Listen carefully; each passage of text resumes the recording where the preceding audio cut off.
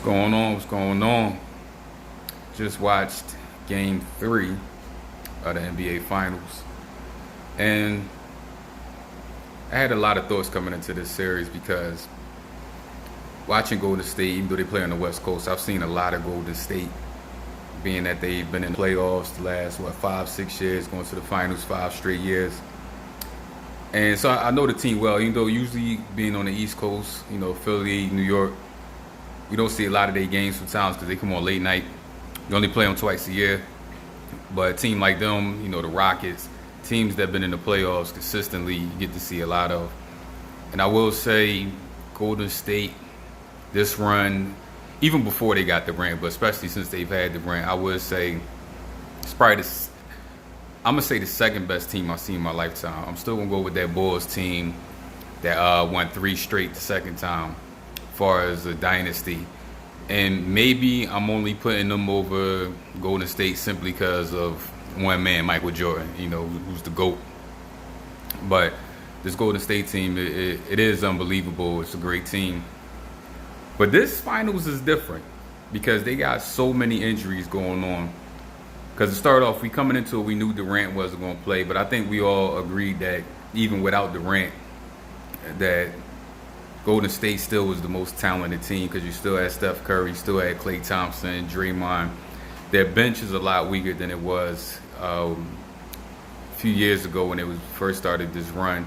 But still overall, top, I say 1 through 5, still the most talented team. And even with Cousins coming, and I know in the offseason a lot of people was hyped like Golden State got Cousins also, like when is enough? But then he was coming back off the Achilles, and everybody figured as the year went on he would get more healthy, which he did. But then he got injured. I believe it was right before the playoffs started with the quad injury. But even still, he was like, all right, Golden State still has the most talent.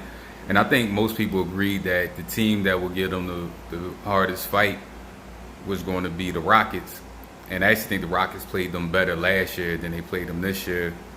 I'm gonna do a whole segment, not today, but on another podcast on Chris Paul, because I have some thoughts on Chris Paul. People would say I'm too hard on Chris Paul, and maybe I am, but we'll get to that another time.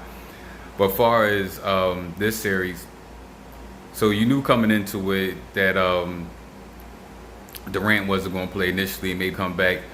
People had different ideas. They were saying initially maybe he'd come back in game 3. Some people said game 4. Then some people said he wouldn't play at all, or he wouldn't play unless Golden State was losing in the series and they absolutely needed him. But now you got Klay Thompson is hurt, which nobody's seen coming. Klay Thompson hasn't had too many injuries in his career, and I think this was the first game he's ever missed in the playoffs. So that's a big loss for him. So now you're down, give or take your best player in Durant, some would say Curry. But either way, you're down your first or your second or your 1A, your 1B best player. DeMarcus Cousins is playing, but he's coming back off an injury. You can see he really doesn't have too much of a lift when you can see him when he's going for rebounds, when he's jumping. He's really not getting off the ground. But he's still a very talented player, so his talent did help him out a lot in Game 2. And I thought he was the MVP of Game 2. The way he played, the way he stepped up. But then also you got Iguodala that's been dealing with, I believe he got a few injuries. I think initially it was his hamstring he was dealing with, and then I think he also injured maybe his foot or his knee. But for the most part, he's been playing. He's just been a little gimpy, as I say. But it's interesting because Toronto coming into this, and I watched Toronto throughout the season. This was a new Toronto team, being that they made the big trade in the offseason. Getting rid of, I don't want to say getting rid of, but trading DeRozan and bringing in Kawhi. And Kawhi, he flies under the radar, because I don't even know if Kawhi even has one commercial. I know he just did the deal with New Balance. But I don't think I've ever seen a commercial for Kawhi. If I have, it's probably only playing in Toronto, or maybe they have him playing throughout Canada. Maybe they had some in San Antonio area when he was there. But you really don't hear much about him. And I think he's one of those great players that he flies under the radar. First of all, you're playing in a market like San Antonio, even though they were in the playoffs a lot. It was always a good team pretty much really the last 20 years, but it's still such a it's not a small market. San Antonio is a big team, but it's a market that not too many people pay attention to. It doesn't have the pizzazz, it doesn't have the, it's not New York, it's not LA, it's not even Toronto or Philly. It kind of flies under the radar. So a lot of people don't really know much about Kawhi, but he's arguably a top 5 offensive player in the league, and he's definitely a top 5 defensive player in the league. And one thing I noticed about Toronto, even before they got Kawhi, even in the previous years where they couldn't get past LeBron, one thing Toronto always had was very solid defense. And they've, even with changing coaches, they still had a solid defense. So I'm not sure. Sometimes a team is just known for a certain thing, even when the regime changes, even when the players changes. Like, I know for a long time, like the Giants were known for like having a tough linebackers, good defense. Same thing with the Chicago Bears. They kind of always had that reputation throughout the years, even with coaches and players changing, as being a good defensive team. But Toronto is a tough defensive team. And I really noticed that, me being from Philly, being a big Sixers fan, watching them in the series earlier this year versus the Sixers, and even throughout the season when we was playing them. So coming into this finals, I was like, this is going to be a matchup of Golden State's offense, elite offense, versus Toronto's elite defense. Which one will win out? But we're seeing with all the injuries that Golden State is facing, it's really it's taking away the firepower, because if you remember in Game 2, they ran.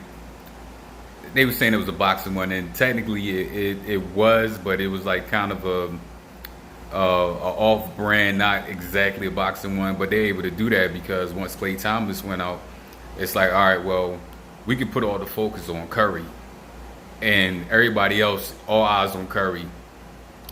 Still keep your man within arm's distance. But Curry is really the only one we're concerned about beating us. If he gets us to somebody else and they beat us, hey, God bless, which is what happened when he got the ball to Iguodala. And but you're seeing like this finals, I know there's a lot of teams. My main point of this is not to get too much to the X and O's. My main point is I'm sure there's a lot of teams in the East and the West, and I'm gonna say in particular the Rockets. Well, not so much the Rockets, because the injuries kind of happened during their series and then after. So not as much the Rockets, but still the Rockets. When Durant went out, that was their opportunity.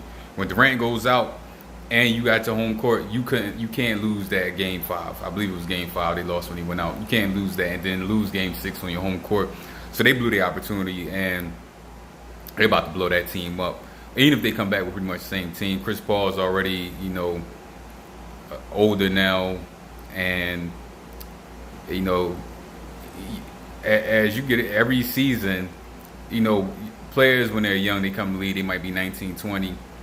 They're still young, they're still learning the game, they still growing into their man body, they still getting used to the rigors of an 82-game schedule versus coming out of a shorter college season, or even going back to when people were coming straight out of high school. So, it is an adjustment period, but by the time they get into like their third, fourth, fifth year, they start coming into their prime, they learn the game better, their body is building out, they're eating better, everything. But then you get to a point where Father Time catches up with you.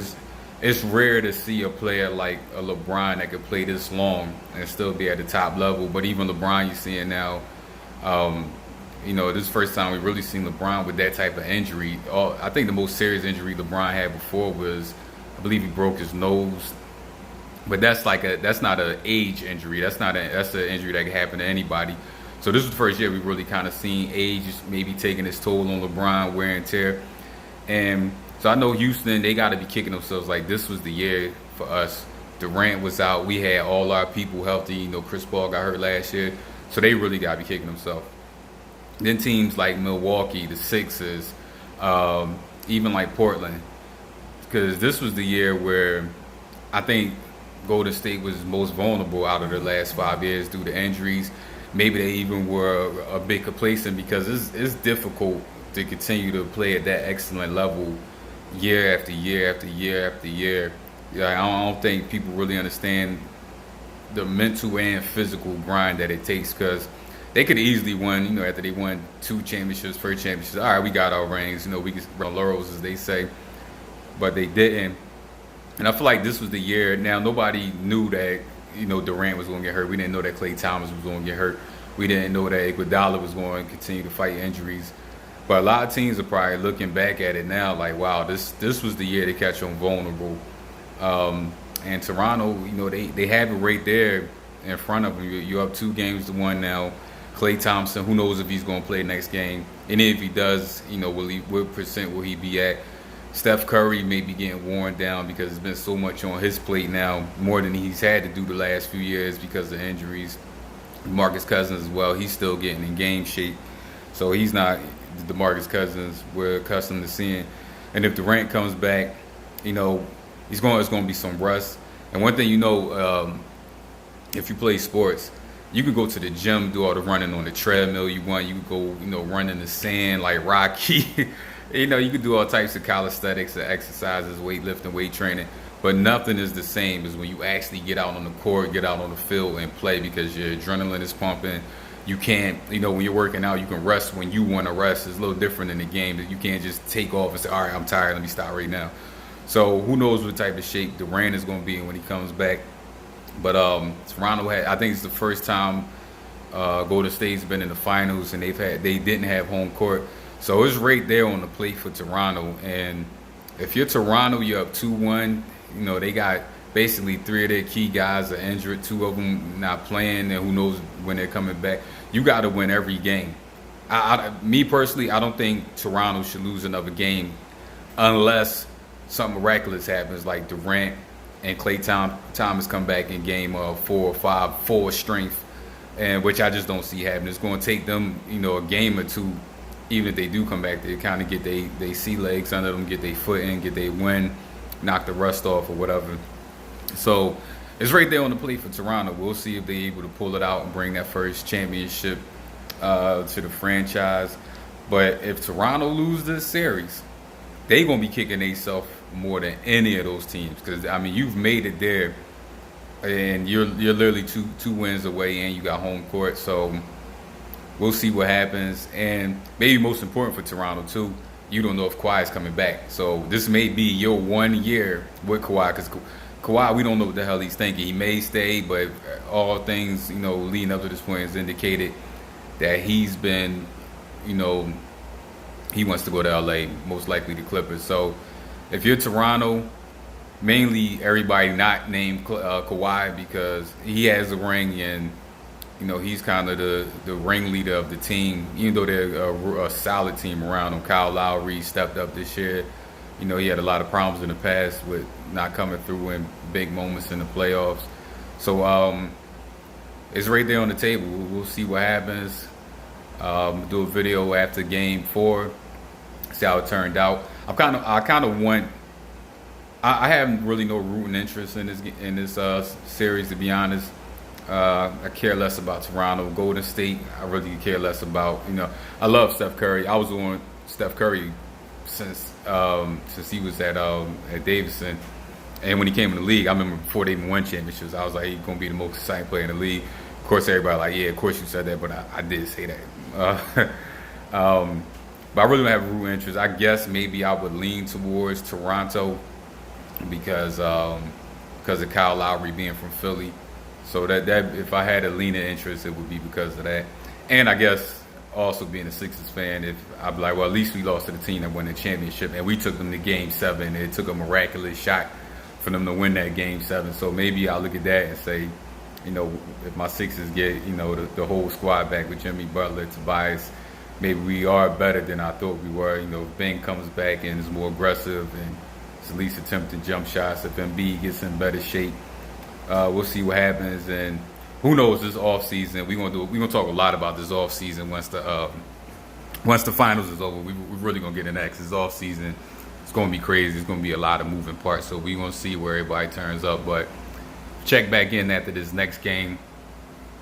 Like I said, we're going to get the podcast rolling soon, OS Sports Podcast. So make sure you come to my page. Make sure you subscribe. Click like on the videos. We're going to keep bringing you more content. We also, like I said, my show is going to also include, besides sports, it's going to be some pop culture stuff. We might get into a little politics, just regular life stuff, situations. But, predominantly it's going to be based around sports. So we're going to we gonna check back in and we gonna see what's up with this game 4 once it happens. So once again, hit that like button, click on subscribe. We got a lot more content coming. Just getting started. Old Scruggs. Peace.